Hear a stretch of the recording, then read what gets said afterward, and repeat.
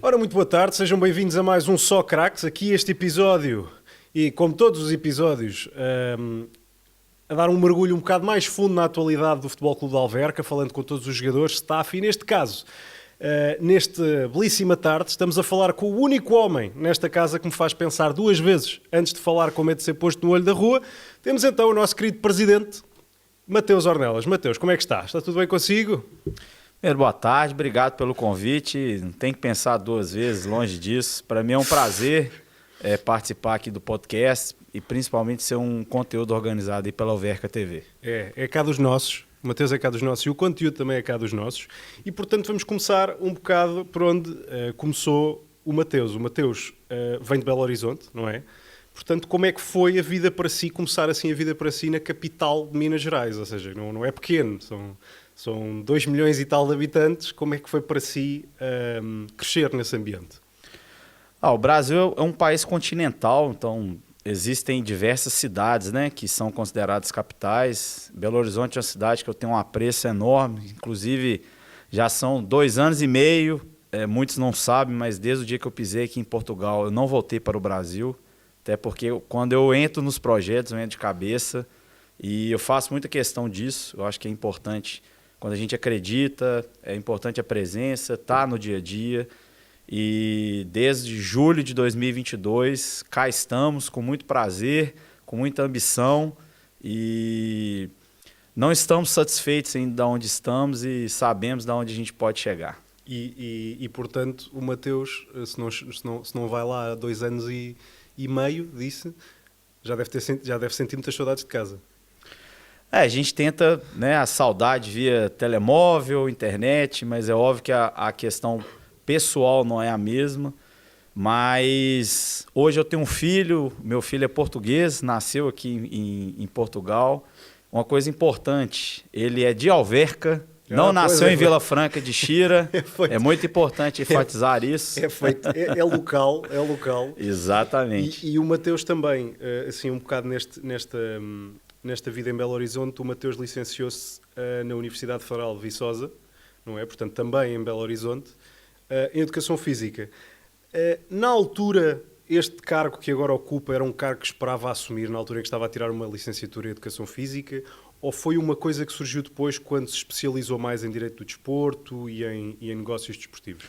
Eu tenho uma história engraçada na época da universidade, que meu objetivo não era trabalhar com futebol.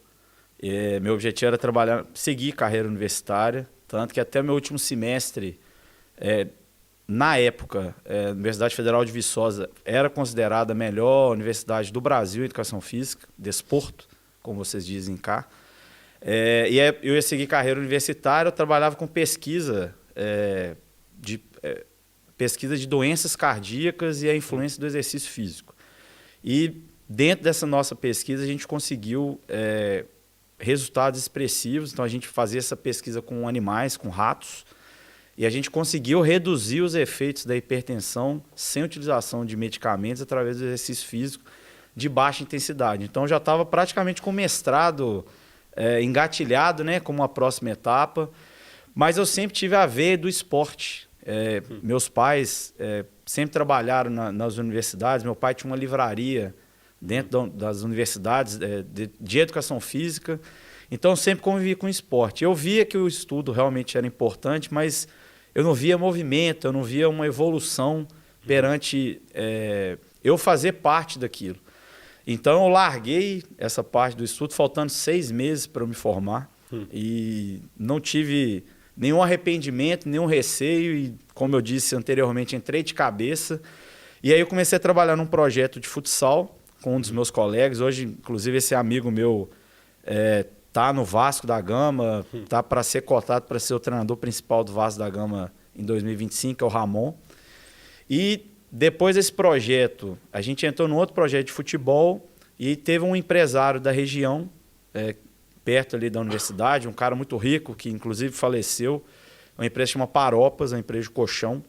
Ele montou um centro de treinamento e não tinha as pessoas para lá trabalhar. E nosso professor, que é o professor Próspero Paoli, formou grandes nomes do futebol brasileiro, ele nos oportunizou trabalhar nesse projeto. E a partir dali, as oportunidades foram aparecendo E o mais interessante que desse projeto, todos que ali iniciaram e trabalharam, depois também vieram outros, mas que trabalharam diretamente comigo, em suas diversas funções, todos hoje estão inseridos em grandes projetos do futebol brasileiro. Portanto, uma história de sucesso. Verdade. Mas o Mateus sempre foi adepto de futebol, sempre foi uma coisa que desde novo, tal como em Portugal, no Brasil também é uma coisa muito cultural, o futebol é uma coisa muito cultural. Sempre foi assim um adepto fervoroso de futebol quando era mais novo? O Brasil tem uma característica muito forte, né, em relação ao futebol, mas eu sempre acompanhei, eu não era assim dos maiores fervorosos, principalmente quando você começa a trabalhar com futebol.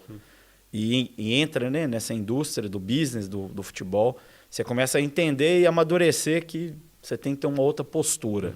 Mas eu sempre frequentei estádios, sempre gostei, sempre tive esse prazer.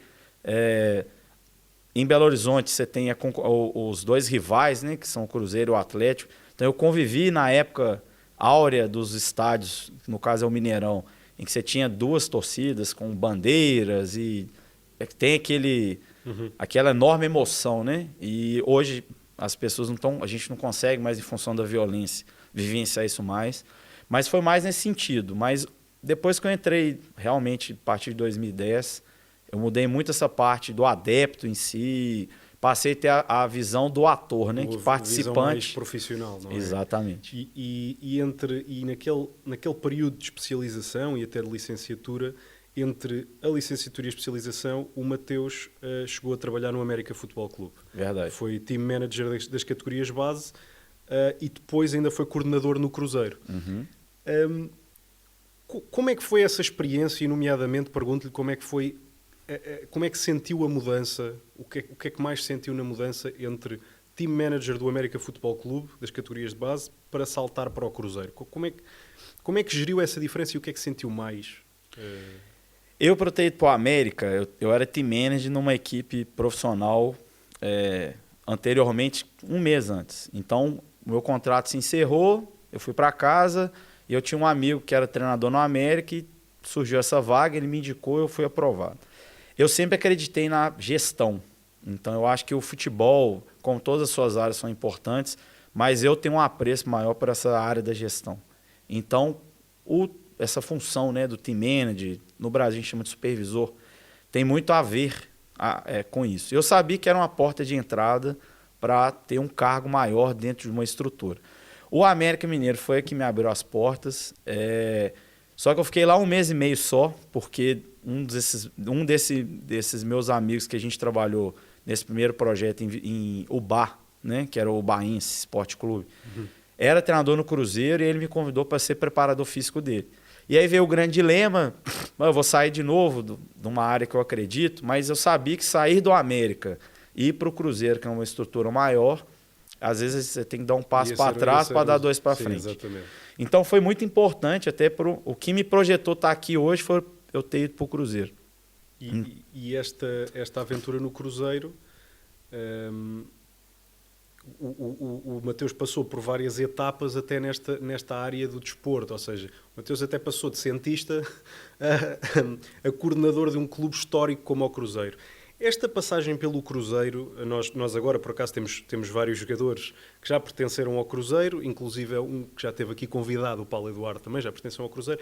Diria que este contacto com o Cruzeiro ajudou não só a conhecer melhor a dinâmica do que é ser um jogador de futebol, para perceber melhor os jogadores de futebol, mas também a criar certos contactos para o que procura, por exemplo, para o Futebol Clube de Alverca? Eu não tenho dúvida nenhuma. Eu costumo recomendar, né? Às vezes as pessoas me perguntam, eu quero ter uma carreira de sucesso no futebol profissional. O futebol profissional, ele te dá algumas situações muito positivas, mas ao mesmo tempo o nível de cobrança é muito maior. Por isso que eu vejo que é muito importante as pessoas que querem trabalhar no futebol profissional passar pelas categorias de base, pelas academias de formação. Porque você pode acompanhar um ciclo de formação do jogador que você também acaba tendo também um ciclo de formação.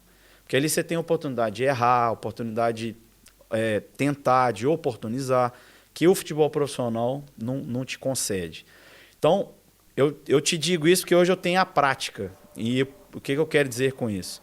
Hoje eu tenho Pedro Bicalho, hoje eu tenho o Paulo Eduardo, Hoje eu tenho o Eduardo Ageu. São 3 exemplos de atletas que eu participei diretamente do recrutamento deles, com 12 anos na época do Cruzeiro.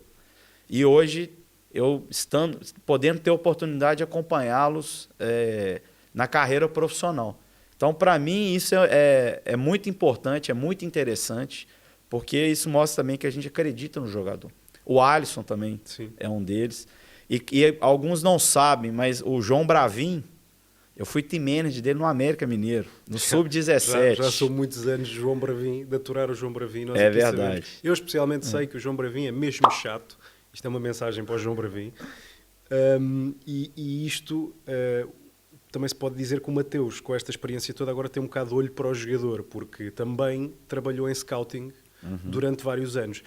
Isto tudo antes de chegar ao Alverca. Portanto, o Mateus sempre mostrou aqui uma versatilidade nas várias áreas do desporto e do futebol. Quando chegou ao scouting, quais é que foram as principais ferramentas que teve de usar para se adaptar a essa nova realidade de trabalho? Porque não é a mesma coisa que ser um coordenador, Sim. nem um team manager. E passou uns bons anos em head scout.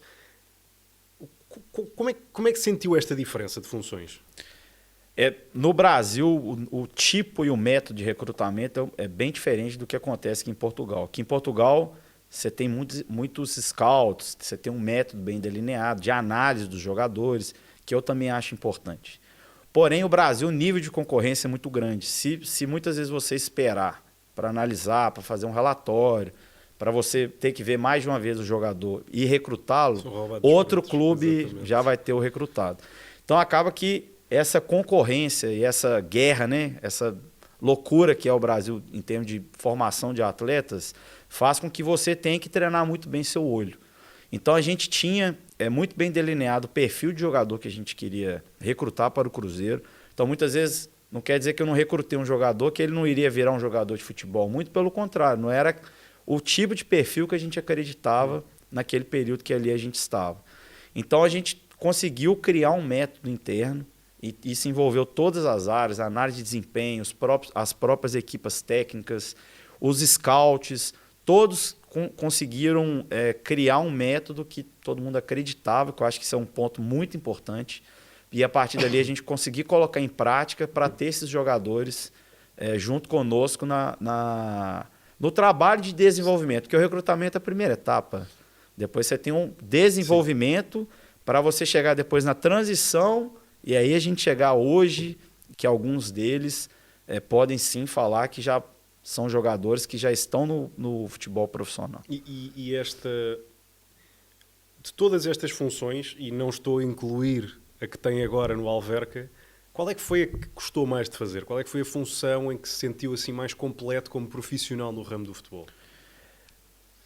João, eu adoro a função que eu desempenho. Eu acho que, igual eu te falei, eu acredito muito nessa função do management, da administração, do gerenciamento. Mas se você dá oportunidade para uma pessoa, então, para mim, essa área do scouting é uma área que eu tenho muito apreço. Tanto que até hoje eu a realizo, obviamente com o tempo menor do que eu gostaria. Mas eu sempre que eu posso, eu faço jogos, eu faço meus relatórios. Inclusive, alguns dos jogadores que estão aqui hoje foram frutos de jogos e relatórios que eu fiz na época passada. Obviamente, e o Alverca dá certo, porque a gente tem um grupo de trabalho que passa, inclusive, pelo Dr. Ricardo Vicentim, que é o nosso sócio majoritário. Todo atleta, antes de ser contratado, passa pelo aval e pela aprovação dele.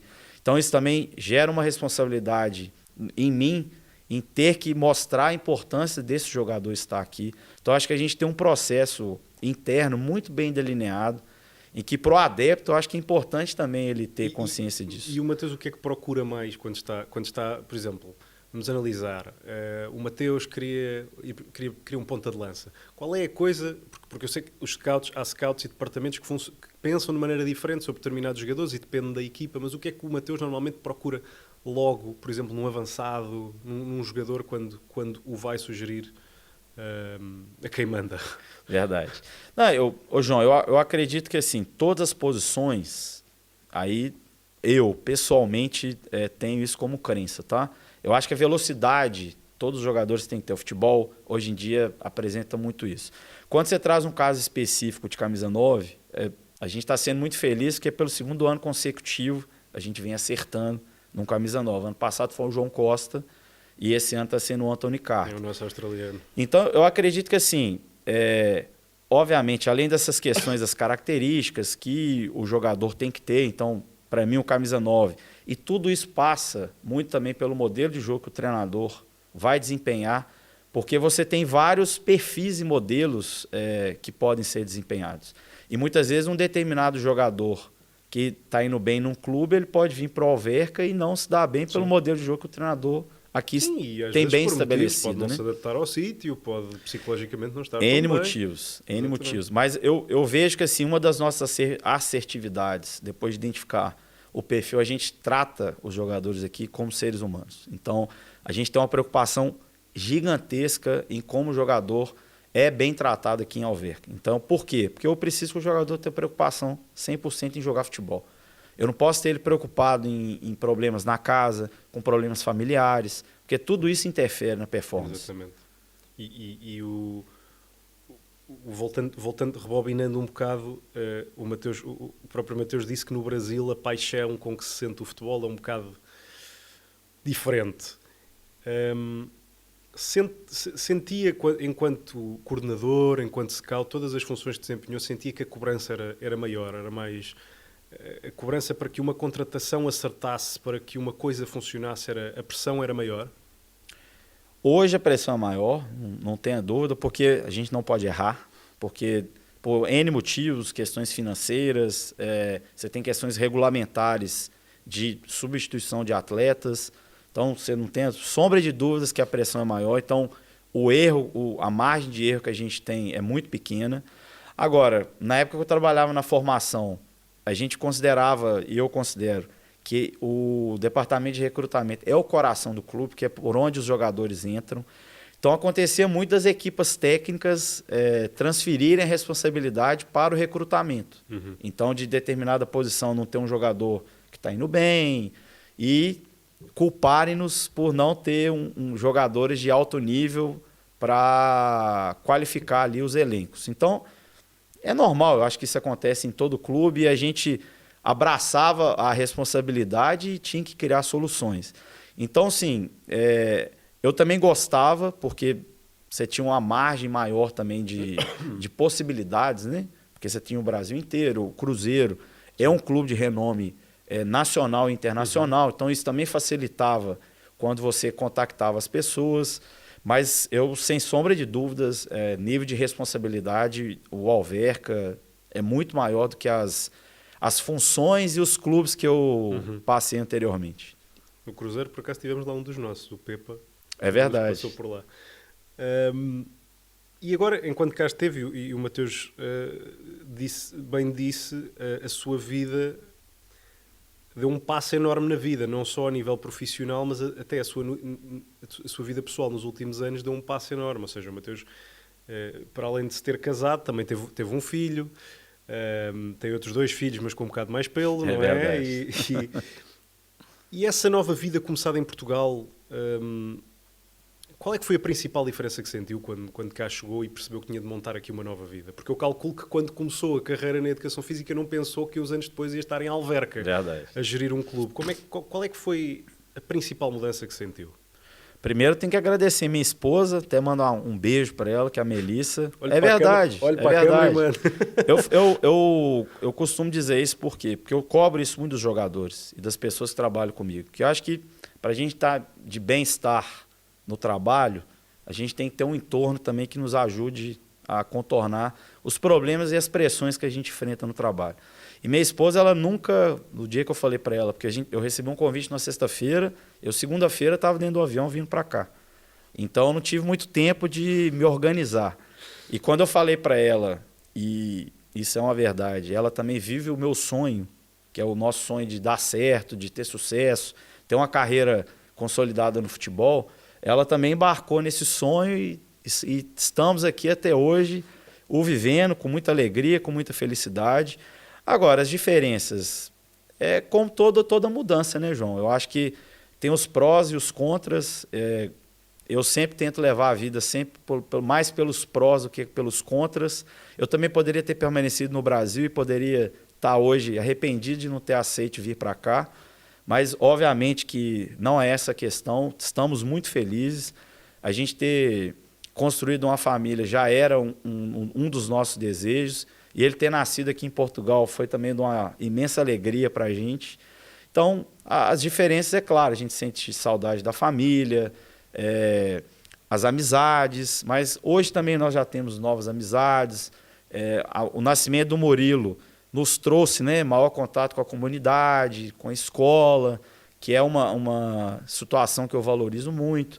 Então, hoje eu acho que assim, a gente está muito bem instalado, nós moramos em Alverca, que é outra coisa que eu faço questão também de estar perto do local que eu trabalho, até porque a gente quer ter essa identidade. Então, não faz sentido eu morar longe de Alverca, eu tenho que morar na cidade. Então, para a gente sentir e vivenciar essa comunidade, né?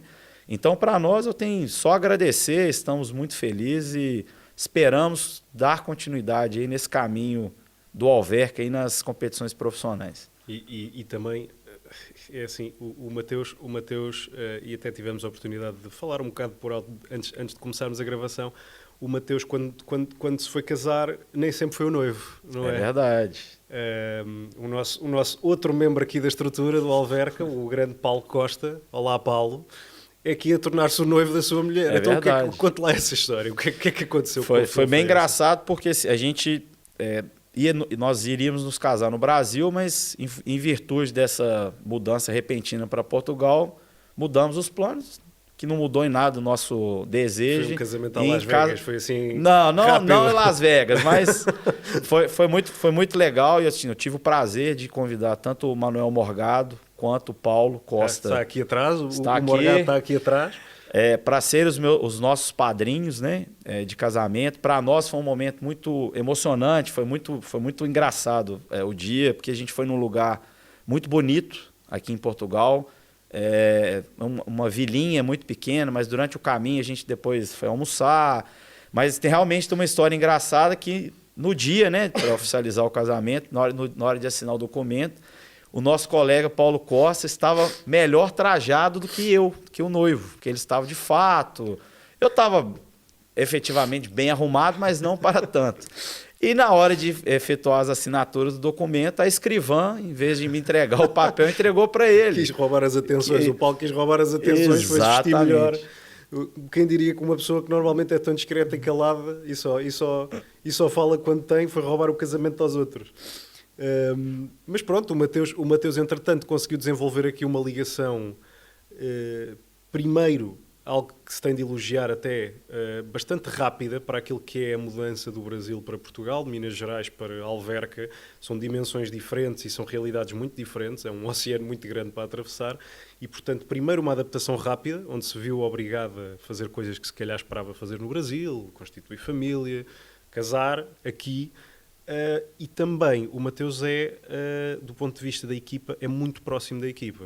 Eu pessoalmente posso muitas vezes ver o Mateus a seguir aos jogos e antes dos jogos, muito presente perto da equipa, que é uma coisa que muitas vezes se calhar não se vê um presidente a fazer. Às vezes afasta-se um bocado mais. Porquê que se sente esta importância? Porquê que vê esta importância nesta relação? Estar perto dos jogadores? Eu vejo muitas vezes os jogadores a abraçá-lo, a festejar consigo. Que importância é que vê neste tipo de relações com os jogadores? Acho que o mais importante, João, que as pessoas têm que entender, sim, isso primeiro em qualquer empresa, no futebol ainda mais. A gente é formado por pessoas. Se eu não tenho os nossos principais atores felizes, contentes, e a gente tem que estar lá, seja numa derrota, numa vitória, num empate, muitas vezes gostaria de estar mais próximo, mas por eventualidades da função, por reuniões, ou quando você acaba um jogo, ter que encerrar o jogo aqui em cima antes de descer para o balneário. Eu gostaria de estar mais próximo deles, mas eu acho que ainda dentro dessas impossibilidades, eu vejo isso de grande valia. Eu acho que as pessoas têm que sentir que nós somos únicos, né? E é uma verdade. Toda a estrutura tem que remar para um mesmo objetivo. E eu estar perto dos jogadores é para dar-lhe uma palavra de incentivo, uma palavra de confiança.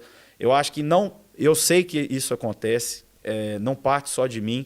Outras pessoas também, dentro da estrutura, também dão palavras de apreço aos jogadores, e isso é muito importante, Então, eu acho que eu não faço nada além da minha obrigação, do que estar perto de todos e principalmente dos jogadores, que são quem realmente fazem o show acontecer. É né? verdade. E têm feito o show acontecer nos últimos jogos. Aliás, era isso que eu ia perguntar ao Mateus, visto que é tão próximo da equipa normalmente nestes momentos, nomeadamente no pré e no pós-jogo. Qual é que sente que é a mentalidade da equipa agora para este último jogo de dezembro, frente ao Passos de Ferreira, fora, visto que há uma chance de acabar um mês 100% vitorioso, ou seja, o último jogo de dezembro, podemos acabar só com vitórias. Pergunto-lhe como é que sente que está a mentalidade da equipa, tanto para este jogo, como quais é que são as perspectivas para o ano novo que aí vem.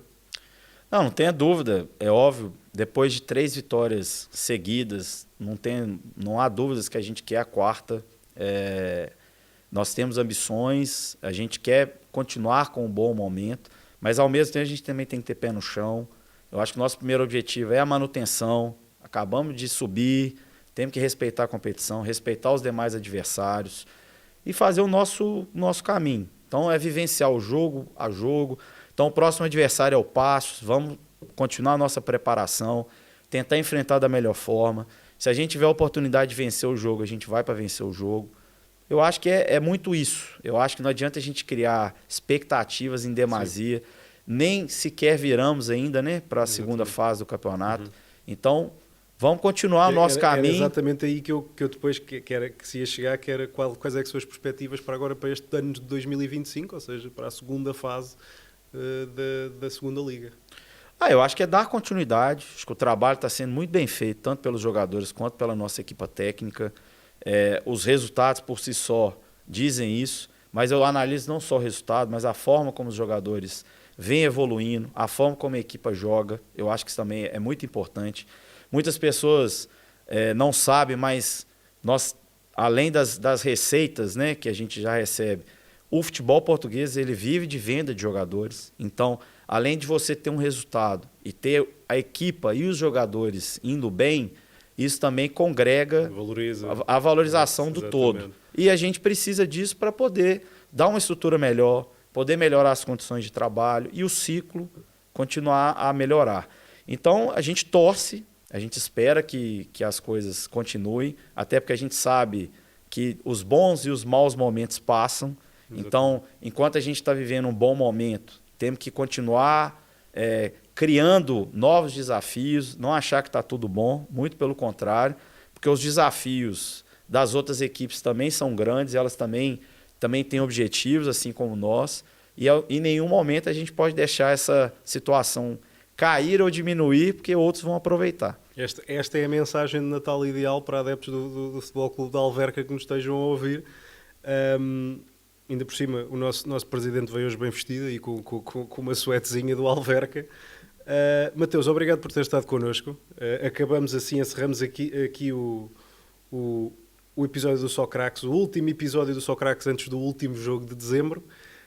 Obrigado por ter estado connosco desse lado, para quem está a ver, e voltamos sensivelmente dentro de umas 2 semaninhas. Até à próxima.